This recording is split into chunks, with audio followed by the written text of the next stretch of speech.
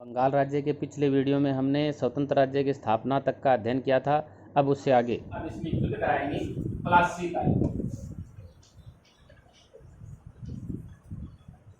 प्लासी की हम बात करें, दोनों बक्सर की बात करें, दोनों बिहार में ही हैं। आपको अलग नहीं जाना है, बिहार में इनकी लड़ाइयाँ कराएंगे क्योंकि पहले तो बंगाल था पूरा, कोई मतलब है नहीं।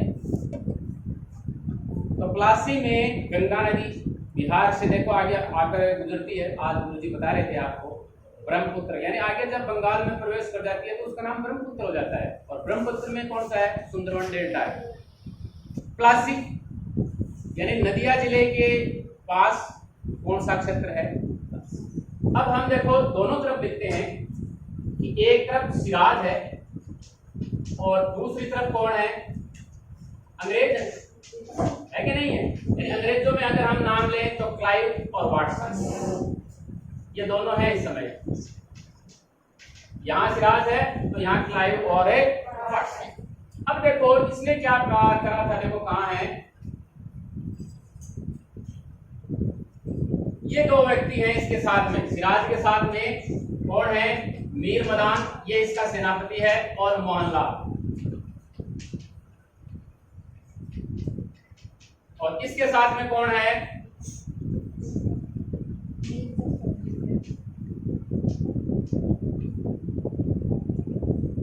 एक व्यक्ति और भी है, यार लतीफ, राय रायन, और ऊपर जो भी नाम है ये सभी भी इनके साथ सम्मिलित रहते हैं।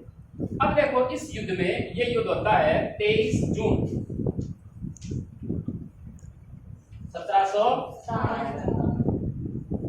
दूर याद रख लेना, 23 जून भूल जाओ तो भी कोई दिक्कत वाली बात है नहीं।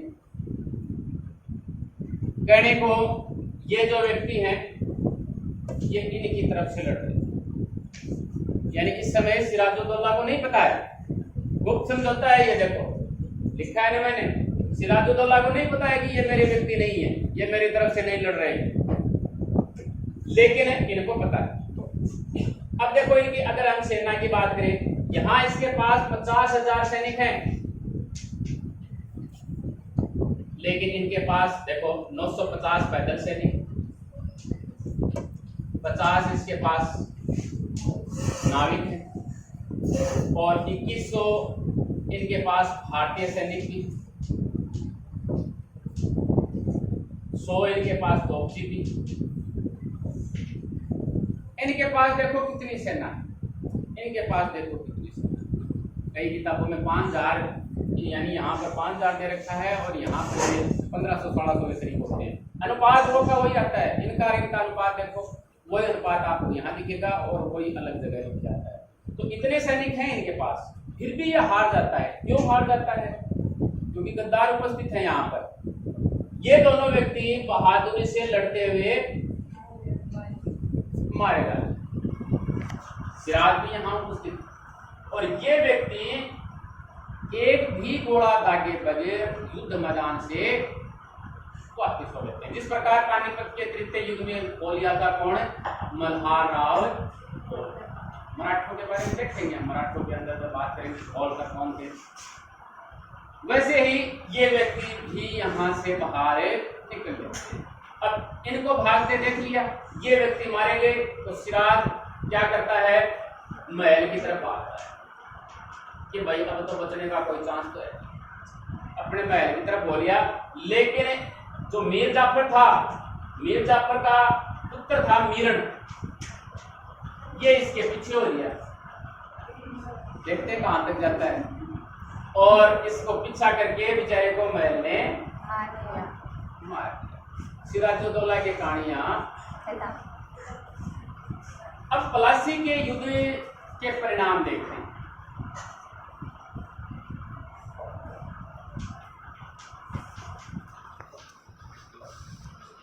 बंगाल इसके बाद में, यानी इस समय बंगाल नवाब के पास था, स्वतंत्र था, लेकिन इसके बाद में वो कभी स्वतंत्र नहीं था। तो बंगाल अंग्रेजों के अधीन हो गया। मीर जाफर जो है ये इनका कठपुतली शासक है, बन गया। और हम बात करें तो मीर जाफर है एक 24 परगना की जागीर है, इसके बारे में हम थोड़ी सी ज्यादा चर्चा करेंगे। 24 परगना की जागीर है, वो इसे तोहफे के रूप में दे देता है, यानी 24 परगना की जागीर भी हमेशा के लिए किसके पास चली गई? अंग्रेजों के पास। और देखो हम इसके परिणामों के बारे में देखते हैं। एक व्यक्ति है पनिकर,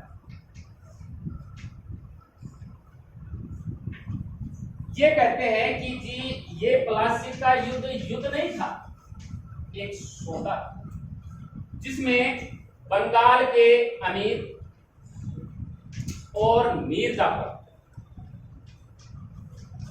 दो व्यक्ति हैं। ये पन्नीकर कहता है, मैं पन्नीकर के बारे में बता रहा हूं। सबसे पहले पन्नीकर एक व्यक्ति हैं जो ये कहते हैं कि जी ये युद्ध नहीं बल्कि एक सौदा था जिसमें बंगाल के अमीर लोगों और मीर जाफर ने सिराजुद्दौला को किसे बेच दिया?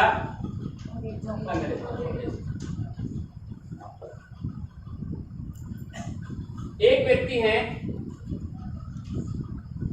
दीनानाथ, ये इसे बताते हैं षड्यंत्र। कैसे है? ये कहता है कि जी एक तरफ है कुटिल नीति युक्त बात, ठीक है, और एक तरफ है भोला शिकार। एक ही मात्रा वाले।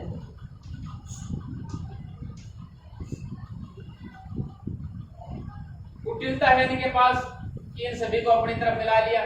दूसरी तरफ पता ही नहीं है शिकार को कि जी हमारे कौन कौन से साथी दूसरों की तरफ मिल गए हैं, नहीं पता है ना।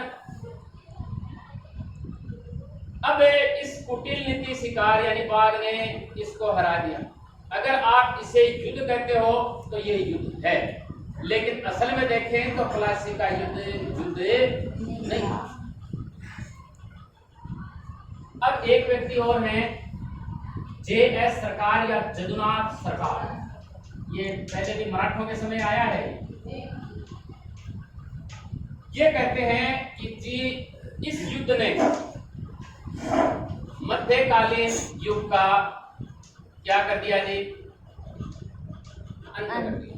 और अब से क्या चलेगा जी? आधुनिक युग की यहां से क्या हो गई जी? शुरुआत हो गई। और इस युद्ध के 20 साल बाद, 20 वर्ष बाद, इस युद्ध के प्लासी के युद्ध के 20 वर्ष बाद भारत को धर्मतंत्री शासन से मुक्ति मिल गई। यानी भारत में तो विभिन्न प्रकार के धर्म को मानने वाले थे ना, तो धर्म से इनको मुक्ति मिल गई। और अगला परिणाम ये निकलता है यहाँ पर कि एक व्यक्ति हैं ल्यूक स्ट्रॉकटन, इसे जो बंगाल का नवाब है उसके यहाँ रेजिडेंट नियुक्त कर दिया जाता है। सिर्फ प्लासी के युद्ध की बात कर रहे हैं अभी तक अपन, ठीक है। यानी किसने सौदा कहता है, कौन कहता है कि ये षड्यंत्र था, कौन कहता है कि ये किस प्रकार से क्या हो जाता है, ठीक है। यहाँ तक अब हम बात करेंगे मीर जाफर।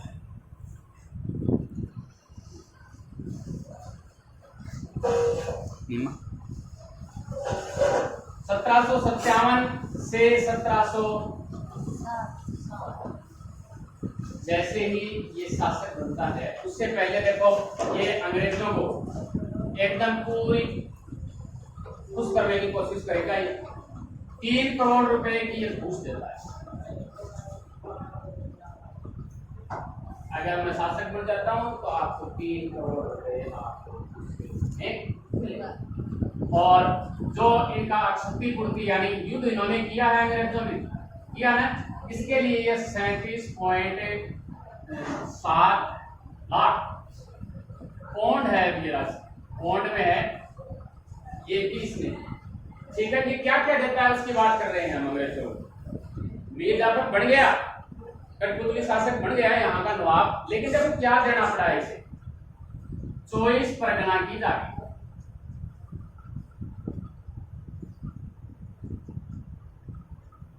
किसको देता है ये?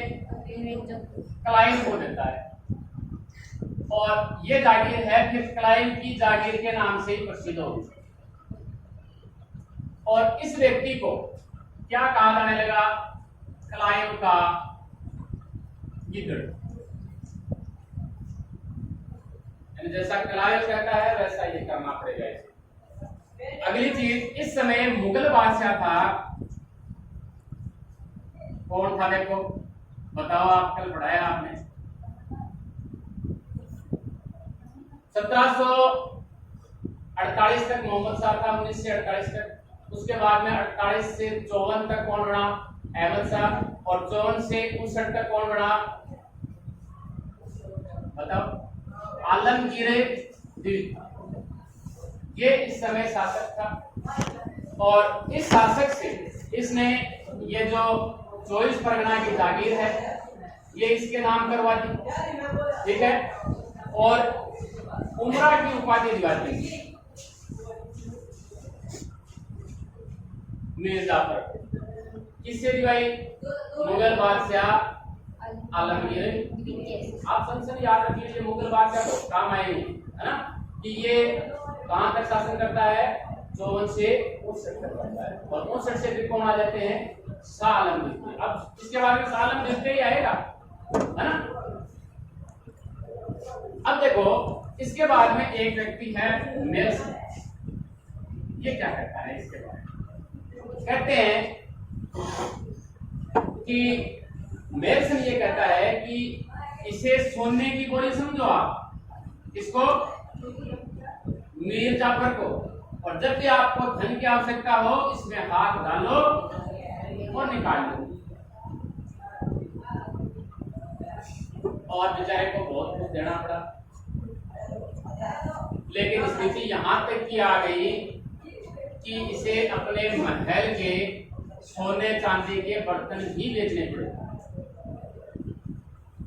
लेकिन फिर भी इनकी पूर्ति नहीं हो पा रही थी, तो लास्ट में इसे त्याग पत्र ही देना पड़ा कि जी मैं तो हट ही जाता हूँ, मेरे तो बस की बात है नहीं। आगे क्या है कि जी अंग्रेजों ने यह भी कहा था कि यहाँ से गंगा नदी से स्पंज की तरह आप धन को निचो, उसमें स्पंज में भर लो।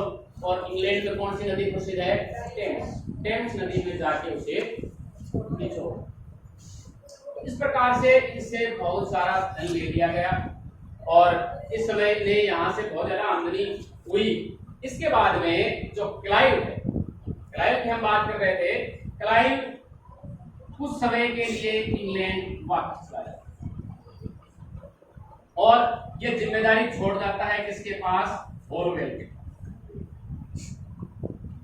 होलवेल मीर जाफर संतोष नहीं कर पा रहा था, यानी इसे धन नहीं दे पा रहा था, ये धन नहीं दे पा रहा था, तो होलवेल इसके खिलाफ षड्यंत्र शुरू कर दिया। किसके खिलाफ है? मीर जाफर। समझ गया? षड्यंत्र शुरू हो गया। लेकिन इसी समय एक दूसरे व्यक्ति को गवर्नर के रूप में नियुक्त कर दिया जाता है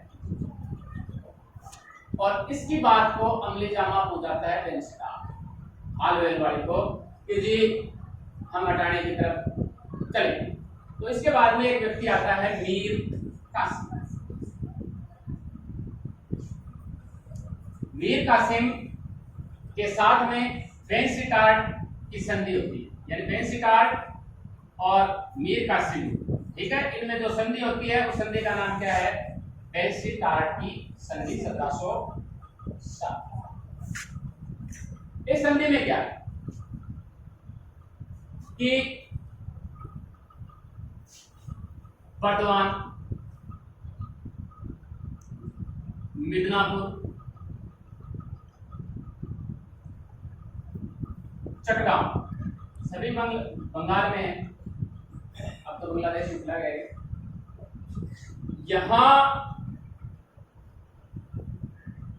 की जो ये व्यवस्था है, ये यानी ये जो जगह है, ये सभी आप अंग्रेजों को देते हैं सैनिक वे के, आप इससे हम आपकी सहायता करें, ठीक है।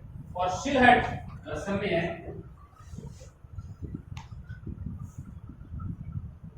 जो सुनने के लिए प्रसिद्ध है, इसका आधा भाग ये किसको देंगे जी? कंपनी। वेंसिटार्ट संधि की बात, ठीक है। मीर कासिम की बात करें तो इसे यहाँ का नवाब या प्रधान मान लिया जाएगा, यानी वास्तविक शक्ति का उपयोग ये करेगा, और जो पहले था जफर वो अपने पद पर बना रहेगा, यानी वास्तविक शक्ति का इस्तेमाल ये करना है और ये पद पर बना रहेगा। अब अगली चीज इनको क्या करनी है कि जी अंग्रेजों के जो मित्र हैं वो इनके क्या होंगे जी? मित्र, और शत्रु हैं वो क्या रहेंगे?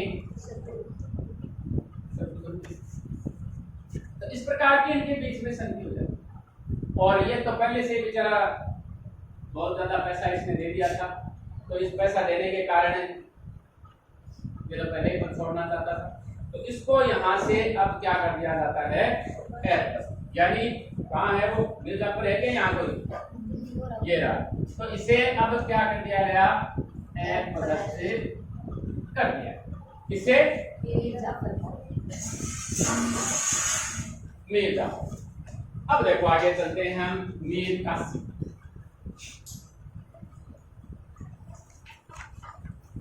1760 से 1700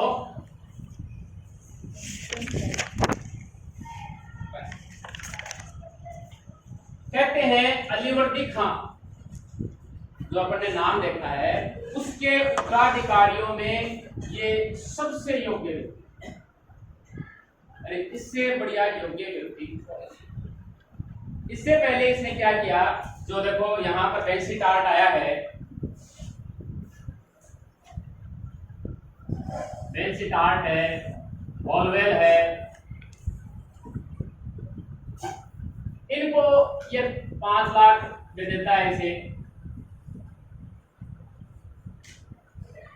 इसे 2 लाख देता है ये, और एक कर्नल कैलॉड है, इसे ये 4 लाख रुपए देके राजी कर लेता है। दे दिया इसने। देने की परंपरा तो है, देने के लिए बनाया है तो देना तो पड़ेगा इनको, दे दिया। अब इसके बाद में ये योग्यपन ने देख दिया कि सर्वाधिक योग्य ये ही, लेकिन अंग्रेजों की दखलंदाजी लगातार जारी रहती है,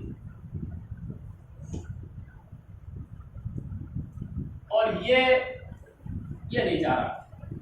ये चाह रहा था कि अंग्रेजों की दखलंदाजी कम हो और मैं कुछ तो स्वतंत्र शासक अपने आप को महसूस करूं। तो इसने क्या किया? 1761 में अपनी राजधानी मुर्शिदाबाद से यहाँ कर दी आंवला का बता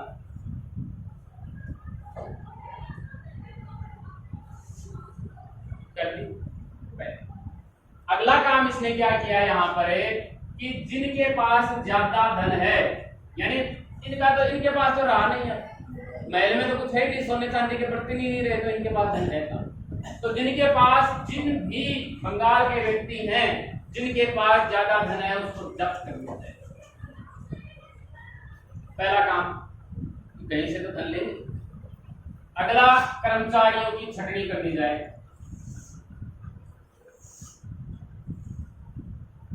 इन्हें कम कर दें, कम कर देंगे तो भी कुछ तो बचेगा।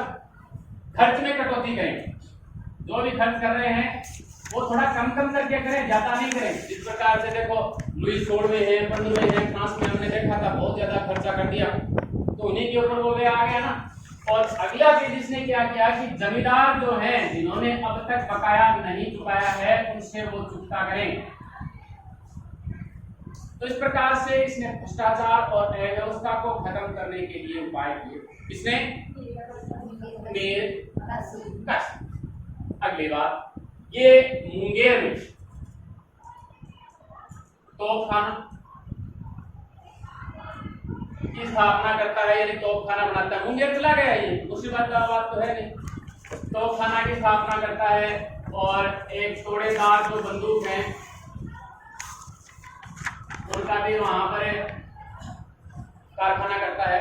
और एक व्यक्ति यहां पर आते हैं, देखो राम नारायण, बिहार का सूबेदार है राम नारायण।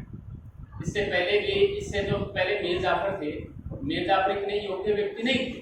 जिस प्रकार अपने सुजाउद्दीन खिलजी सरफराज की बात करी थी, उसी की तरह वो था, वो योग्य व्यक्ति नहीं था। और रामनारायण उसी समय इससे नाराज हो गया था मीर जाफर से। यानी हिंदू था ये, जो भी हिंदू थे, रायनारायण, दुर्लभ है, रामनारायण है, वो मीर जाफर से नाराज हो जाते उसके बाद में, क्लासी के बाद में। लेकिन यहाँ इसने क्या किया, ये रामनारायण अपने आप को कुछ ज्यादा ही समझने लग गया और इसने मीर कासिम को आय व्यय का हिसाब देने से मना कर दिया कि मैं आपको आय व्यय का हिसाब नहीं दूं। तो इसने क्या किया, इसके क्या किया, रामनारायण मारा। अगला काम इसने क्या किया कि जो 1717 में क्या दिया जा रहा था, किसको दिया गया था, इसने कहा जी सभी को दिया जाएगा, भारतीयों को भी ये अधिकार है दे दिया। तो ये सीधे सीधे कंपनी के विशेषाधिकार का उल्लंघन हो गया। यानी कंपनी अब सोचेगी कि जी हमारे विशेषाधिकार का उल्लंघन है, हमने इसे नवाब बनाया है और हमारा ये उल्लंघन हो रहा है, तो बर्दाश्त होगा इसे? नहीं, हुआ भी नहीं। तो इसके बाद में एक व्यक्ति है एडम्स। एडम्स के नेतृत्व में जुलाई 1763 युद्ध होता है। किसके साथ में? मीर कासिम का किसके साथ में? और कौन सा युद्ध होता है? गिरवा का। और इसमें हार कौन जाता है? मीर कासिम।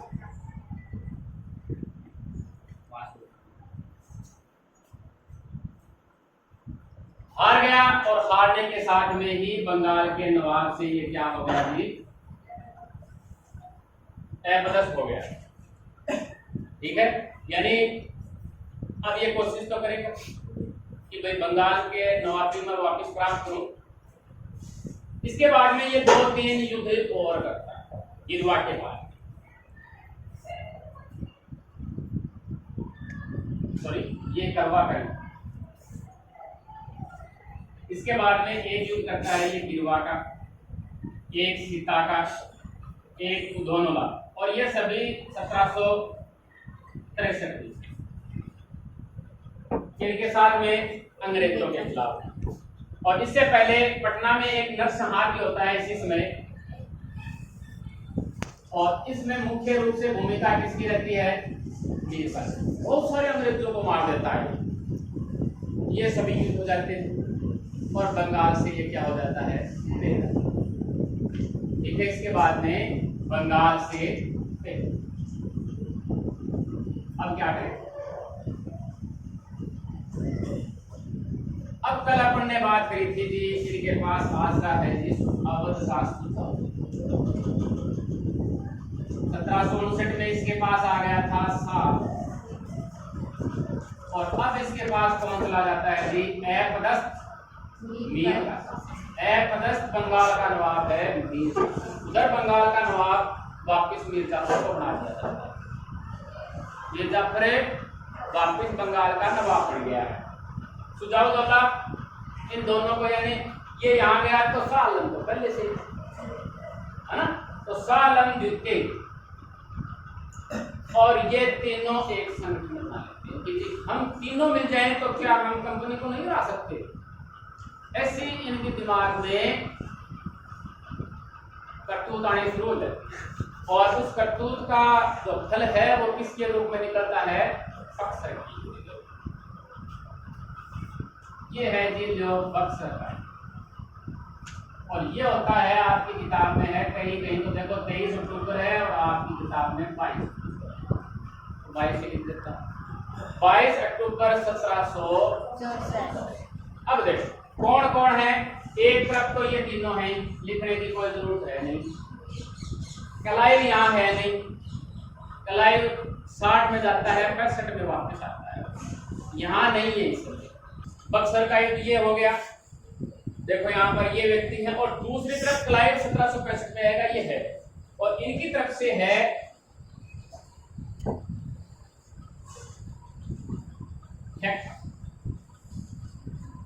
मुनरो।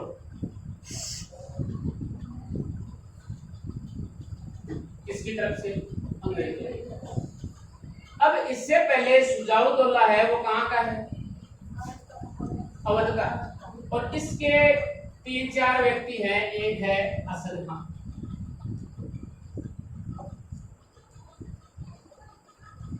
एक है शाहुमल, एक है जैनल अब्बारी। ये व्यक्ति युद्ध शुरू होने से पहले ही किसकी तरफ मिल जाते हैं? मिल गए और कहते हैं कि जी कहीं न कहीं ये सालम जीतते भी इनके साथ है। अब अगर इस प्रकार से मिलेंगे तो बेचारा जीतेगा कैसे? ये व्यक्ति कहते हैं पहले से मिला हुआ, और ये इस युद्ध में हार हो जाती है किसकी? इस गठबंधन की। ठीक है, यानी गठबंधन है यहाँ पर हार। सालम जीतते हैं, हारने के बाद में कंपनी की शरण में चला जाता है। चला गया। शुजाउद्दौला है वो भटका भटका फिरता है, और फिर भटका भटका भटका भटका फिर ये भी कहाँ चला जाता है? ये भी कंपनी के पास। इतने में क्लाइव आ जाता है। 1765 में आ गया जी। कौन है? और क्लाइव कहता है कि जी हार तो अब गए हो, तो अब आपको क्या करनी पड़ेगी? संधि। तो ये संधि होती है इलाहाबाद की संधि। पहली संधि यहाँ होगी किसके साथ है? पहले कौन आया? उसके साथ। कौन आया पहले? साल। याद रखना ये 12 अगस्त 1765 किसके साथ में? साल। संधि में क्या था कि जी आपको हम दिवाएंगे शुजाउद्दौला से। इससे शुजाउद्दौला से आपको कड़ा और मानिकपुर की जागीरें दिवा दी जाएंगी। दिवा दिया, बदले में आपको भी हम देंगे कुछ, है ना? यानी आपको तो ये मिल गया, लेकिन आपसे लेंगे ना। आपको जो बंगाल का जो नवाब बनेगा नजमुद्दौला, ये था कौन है? मीर जाफर का पुत्र। इसको आपको नवाब मानना पड़ेगा। यानी मुगलों से लिया जाता था उस समय अधिकार पत्र, जब उमरा की उपाधि मिली है ना यहाँ पर, ऐसा ही यहाँ। अब आपको अगली चीज क्या करनी है कि बंगाल, बिहार और उड़ीसा यहाँ की दीवानी दे दें आप हमें। किसे दें? कंपनी को। ठीक है, तो जी बदले में मिलेंगे आपको कुछ, ऐसी बात थोड़ी। तो इसके बदले में इसे मिलेगा 26 लाख, कि हम आपको 26 लाख रुपए देंगे और आप हमें बंगाल, बिहार और उड़ीसा की दीवानी देंगे। ये संधि है किसके साथ में? होगी दूसरी, इलाहाबाद की दूसरी। इलाहाबाद भी होगी दूसरी। दूसरी किसके साथ में? शुजाउद्दौला के साथ में। इससे बेचारे से लिया ही जाता है, दिया का मिल। एक तो बेचारे का कड़ा मानकपुर गया, इसे देगा सालन रिश्ते को 50 लाख रुपए भी देने युद्ध जाने के रूप में, वो भी तो आपको हम अवध का राज्य वापस कर देंगे। ठीक है, जीत गए ना आप ये युद्ध, बदले में आप हमें चुनाव दे दीजिए। चुनाव किसे देगा? ये कंपनी को। इसके साथ में संधि हो गई। अब कासिम से तो करना क्या है? ये तो अबदस था पहले से। अब जो नजमुद्दौला बच गया, नजमुद्दौला, इससे भी करेंगे क्लाइव कि भाई देखो हमने दीवानी ले ली है वहां से, है ना? अब आपसे हम सूबेदारी लेंगे। यानी सूबेदारी या निजामी एक ही बात है। ये अधिकार आप हमें दें। ठीक है, बदले में आपको हम 53 लाख रुपए देंगे।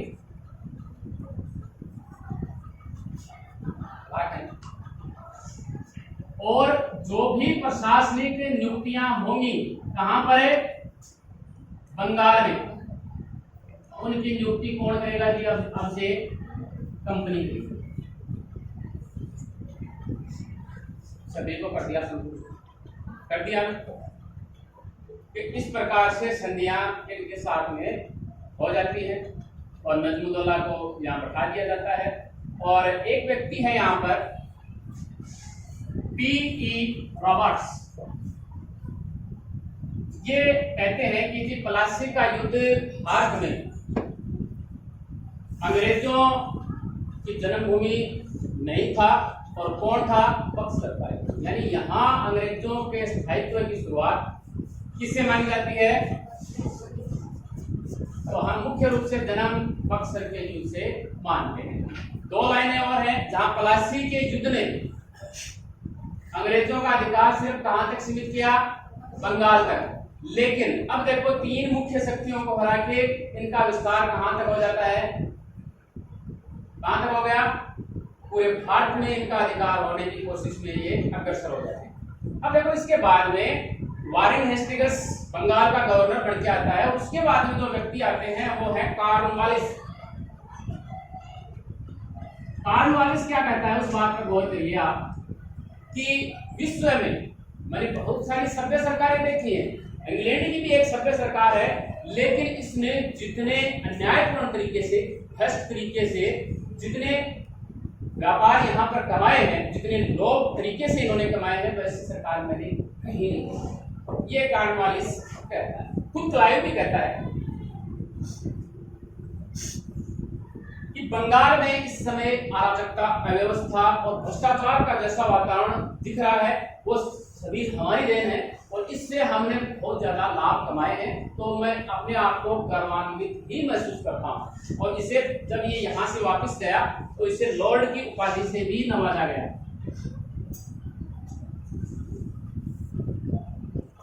तो ये है द्वैत शासन की स्थापना भारत में सबसे पहले कहाँ हुई, बंगाल। द्वैत शासन के जनक कौन थे, लियोपार्ड।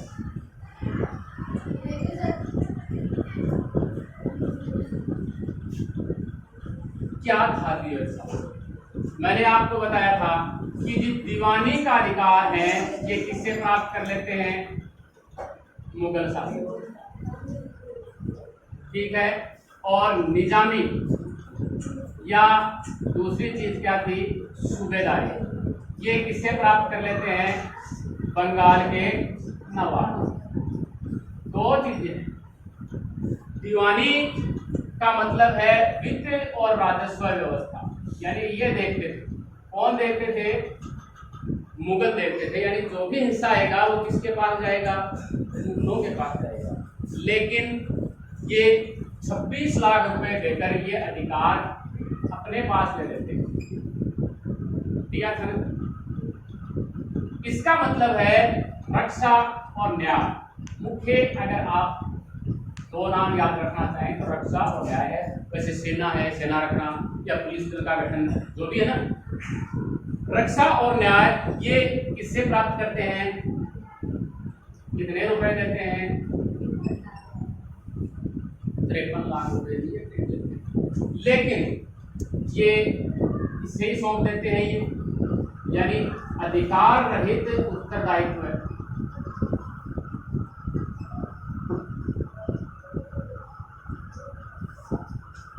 यानी काम ये उन्हीं से करवाते हैं जिनके पास पहले थे। और दूसरा है उत्तरदायित्व रहित अधिकार।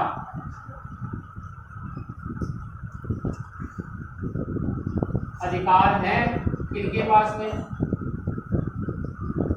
किनके पास में,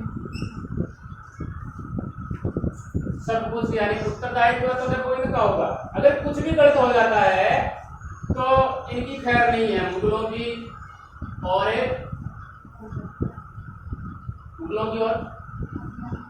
बंगाल के बाद। लेकिन जो भी आमदनी है वो हमें नहीं। बक्सर के युद्ध के साथ ही बंगाल राज्य का हमारा ये अध्ययन यहीं समाप्त होता है।